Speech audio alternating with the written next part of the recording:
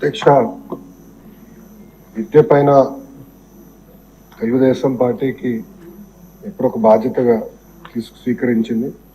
మీరు చూస్తే తెలుగుదేశం పార్టీ ఆవిర్భావం తర్వాత 11 డిఎస్సీలు ఏర్పాటు చేసి 1,50,000 మంది ఉపాధ్యాయుల పోస్టులు భర్తీ చేస్తాం జరిగింది అధ్యక్ష.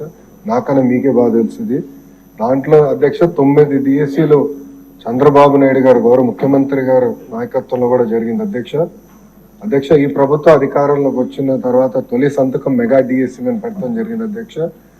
దాంట్లో కూడా అభ్యర్థులందరూ నాకు నా నంబర్ దాదాపు రాష్ట్రం అంతా తెలిసిపోయింది. సో అందరూ నాకే డైరెక్ట్ గా మెసేజ్ పెడుతున్నారు.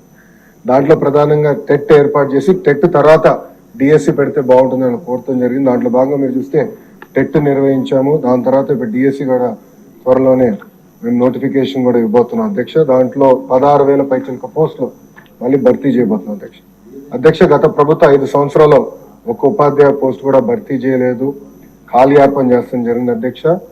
పెద్దలు అన్నట్టు ఈరోజు నిరుద్యోగ యువకులు ఆశతో మన ప్రభుత్వం వైపు చూశారు. వాళ్ళు పోరాడారు కనుకనే ఈరోజు పెద్ద ఎత్తున మనకి దాదాపు 93% సీట్లు మన ప్రభుత్వం కైవసం చేసుకుంటాం జరిగింది. ఒక బాధ్యత ఉంది. ఉద్యోగాల కల్పన అనేది ఒక లక్ష్యంగా పెట్టుకున్నాం.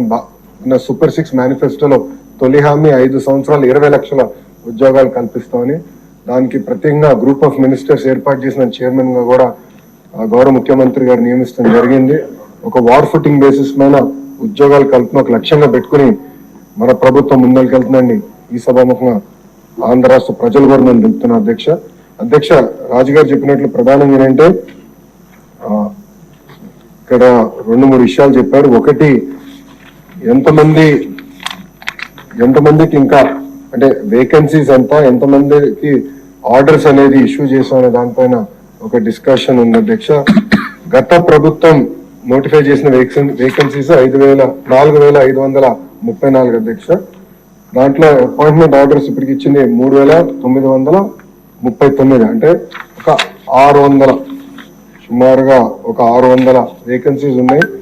గౌరవ సభ్యులు ఇంకెక్కువ ఉన్నాయన్నారు అధ్యక్ష. ఆ వివరాలు తీసుకుని దాన్ని ఎట్లా టేకప్ చేయాలో చేస్తాం అధ్యక్ష. రెండోది వచ్చేగల పెద్దలు అన్నట్టు రిటైర్మెంట్ బెనిఫిట్స్ అనేది వాస్తవంగా ఎంటీఎస్ కి ఉండదు, సో అది వర్తించదు అధ్యక్ష. ఇంకో పక్కన ఏంటంటే రిటైర్మెంట్ ఏజ్ వచ్చేగల ఎగ్జిస్టింగ్ ఎంటీఎస్ రూల్స్ అనేది 60 సంవత్సరాల ఉంది అధ్యక్ష. సో అది గౌరవ సభ్యులు కోరారు. అది నేను అధికారులతో చర్చించి మాకు గౌరవ ముఖ్యమంత్రి గారితో రివ్యూ మీటింగ్ అయినప్పుడు అది ఎట్లా టేకప్ చేయాలో అది కూడా డిస్కస్ చేస్తాను అధ్యక్ష. మీరు చూస్తే చాలా స్పష్టంగా నేను చెప్పదలుచుకుంది ఏంటంటే 1998 డిఎస్సీలో 22,542 పోస్టులు శాంక్షన్ అవుతే ఫిల్ అయింది 18,008 పోస్టులు, అంటే పెండింగ్ 4,534 పోస్టులు క్యారీ ఫార్వర్డ్. దాంట్లో 3,939 పోస్టులు ఎంటీఎస్ ద్వారా అపాయింట్మెంట్ అయింది. మిగిలింది 595 పోస్టులు అధ్యక్ష. ఫస్ట్ ఆ నెంబర్ వస్తాం అధ్యక్ష. దెన్ బ్యాలెన్స్ మీరు చెప్పినట్లు ఎట్లా టేకప్ చేయాలో గౌరవ ముఖ్యమంత్రి గారితో చర్చించి టేకప్ చేస్తా. మీరు అన్నట్టు పాదయాత్రలో కూడా 1998 డిఎస్సీ మెంబర్స్ అని కలిశారు.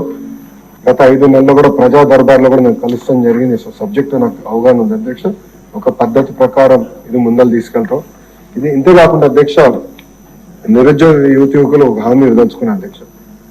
నేను అధికారులు కూడా నేను చెప్పింది ఏంటంటే అసలు డిఎస్సీ పైన గతంలో ఎన్ని కేసులు పడినాయి, దేనివల్ల పడినాయి, ఎందుకంటే ప్రభుత్వం మనమే మేజర్ లిటిగెంట్ అవుతున్నాం. అట్లా కాదు, గతంలో పడిన కేసులన్నీ స్టడీ చేయండి. స్టడీ చేసి ఇప్పుడు ఇచ్చే డిఎస్సీ నోటిఫికేషన్ పకడ్బందీగా ఇవ్వండి. అందరికి అబద్ధమైన డిఎస్సీ నోటిఫికేషన్ ఇవ్వాలి. ఇది మళ్ళీ ఒక లీగల్ లిటిగేషన్ లోకి వెళ్ళకూడదు అని చాలా స్పష్టంగా నేను చెప్పడం జరిగింది. అధికారులు కూడా చాలా టైం పెట్టారు దానిపైన అధ్యక్ష. మీ అందరి సహకారంతో one of the best notification త్వరలో మేము ఇవ్వబోతున్నాం. యుద్ధ ప్రాతిపదికంగా పెండింగ్ ఉపాధ్యాయ పోస్టులని కూడా వచ్చే సంవత్సరంలో మేము భర్తీ చేస్తాం.